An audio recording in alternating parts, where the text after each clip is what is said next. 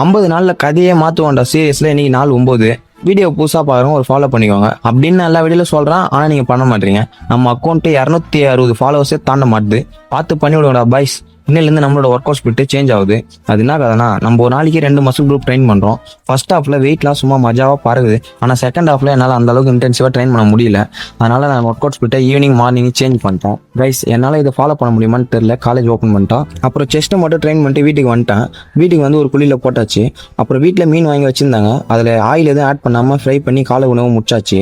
மதியமும் அதான் சாப்பிட்டேன். அதனால் வீடியோ எதுவும் எடுக்கல. என்னடா பாட்டிலில் மிக்ஸ் பண்ணுறேன்னு பார்க்குறீங்களா? வேறு ஒன்றும் இல்லை கைஸ், காஃபி பவுடர் தான். ஒர்க் அவுட் பண்ணுறப்ப நார்மலாக வாட்டர் குடிக்கிறது பதில் இந்த மாதிரி என்ன மிக்ஸ் பண்ணி குச்சிங்கன்னா சூப்பராக இருக்கும். அப்புறம் ஜிம்முக்கு போயிட்டு பைசப் மட்டும் ட்ரெயின் பண்ணிட்டு ஃப்ரெண்டு கூட்டான்னு போயிட்டேன். நம்மளோட ஆளுக்கு சாப்பாடு கொடுக்கணுமா.